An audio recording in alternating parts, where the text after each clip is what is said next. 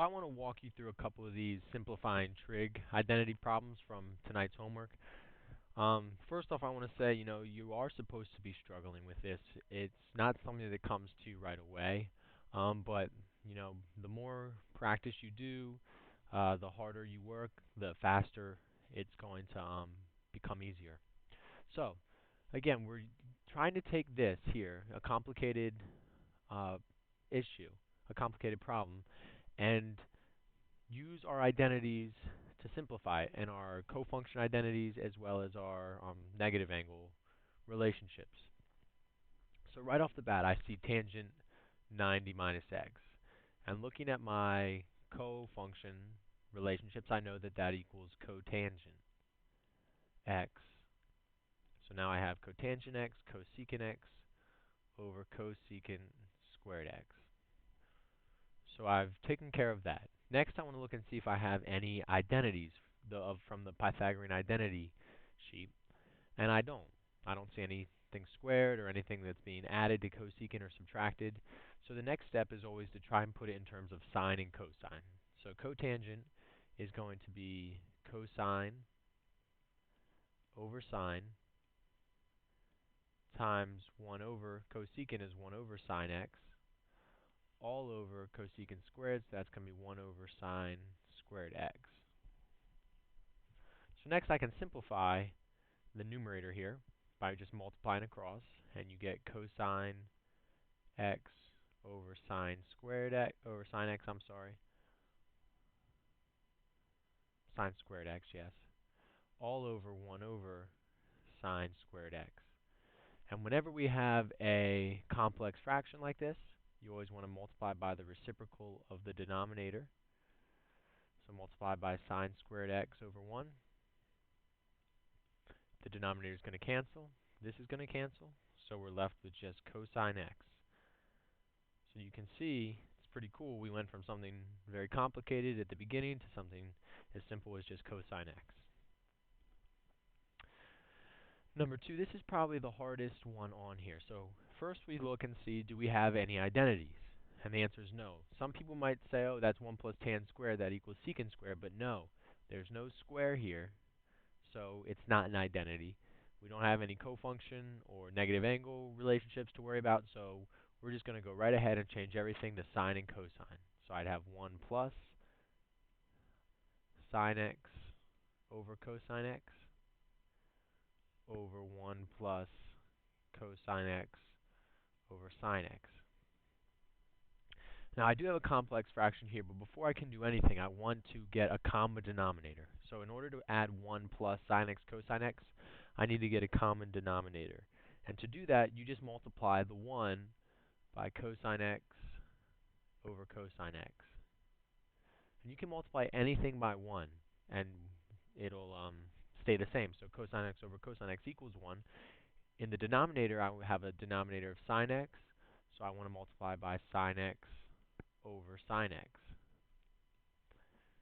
So what you end up getting is cosine x over cosine x plus sine x over cosine x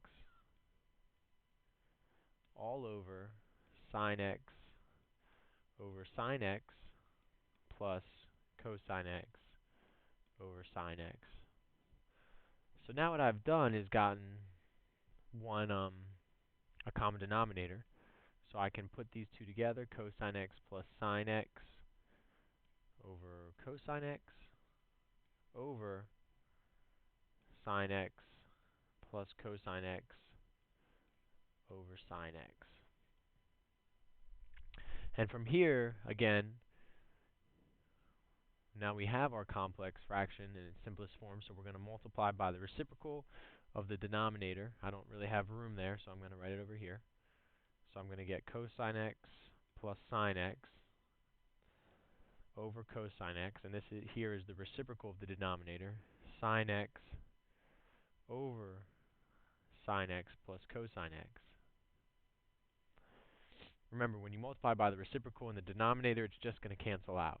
So here, you look and see we have cosine x plus sine x plus cosine x. Those are exactly the same. So we can cancel those, and you're left with just sine x over cosine x, which equals tangent x.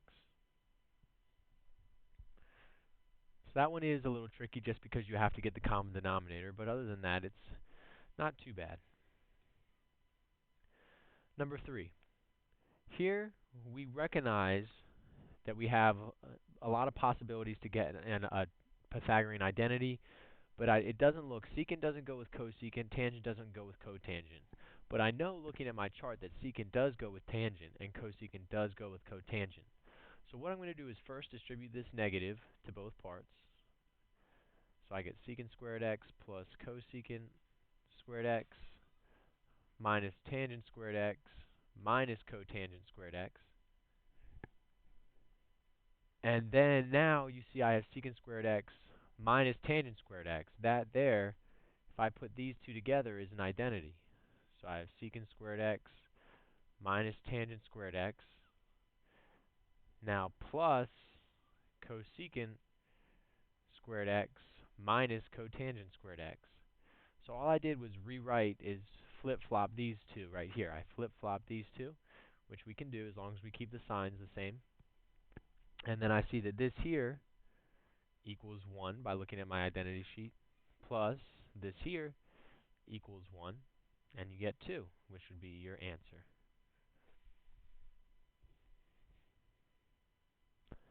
For number 4, this one's really nice. I know I have secant squared x plus tangent squared x. That just equals 1. And then cosine squared plus sine squared equals 1. So your final answer is just 1. Those are both just directly from your Pythagorean identities formula sheet.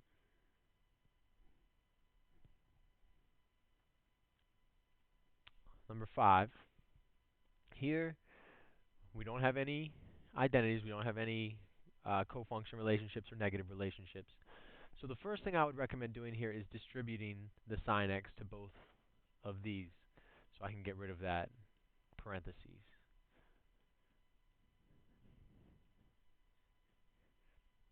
Alright? And now you're going to follow the basic steps that we've been following so far. So now we're going to change it to sine and cosine.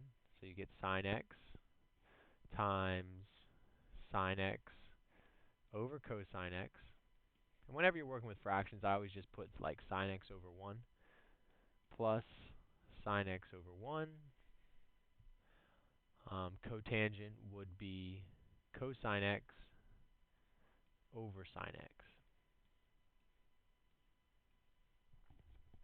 So looking at this, it looks like the second part of my problem is going to cancel. Here those sine x's cancel. Here I get sine squared x over cosine x plus cosine x. So here we've gotten it a little bit better, but what we want to do now, in order to add fractions, remember you need a common denominator. So what I'm going to do is multiply this second part here, just this, by cosine x over cosine x so that I can add my numerators. So if I do that, I would get sine squared x over cosine x plus cosine squared x over cosine x. With the same denominator, now I can put it over 1. Just 1 cosine x. And you should see now you get sine squared plus cosine squared. That's a good sign because I know that that is equals 1. So then you're just left with 1 over cosine x, which equals secant x. Nice and pretty. So I know when I do this it looks really easy, but that's just because I've worked on this for a long time, so I can see the problems developing. And you will be able to do that as well the more practice you get. And really, if you just follow the steps, you should be able to figure out all these. So sine x, I have tan x, cosine x. Here I know this is one of my cofunction relationships, so I can go ahead and change that right off the bat. So I have tan x, cosine x. Cosine goes with sine, remember. Cosine goes with sine, tangent with cotangent, and cosecant with secant. So next I want to go ahead and change tangent to sine over cosine because I don't have any identities. I have no more relationships, so I get sine x minus sine x over cosine x. Again, with just cosine x, I'm going to put it over 1 just because I have fractions, plus sine x. Here in the middle part, cosines cancel, so you get sine x minus sine x plus sine x. Those two sine x's cancel, and you just have one left, sine x.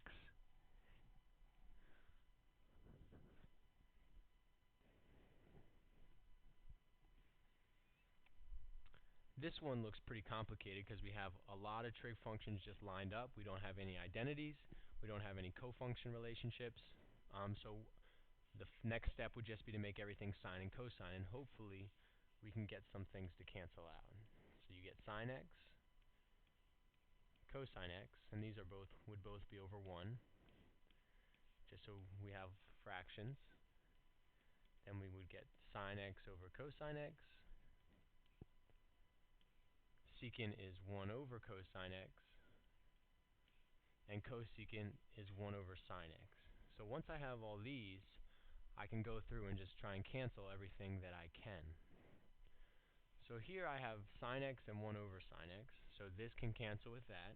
I have 1 over cosine x and cosine x, so that'll cancel. So I'm just left with sine x over cosine x,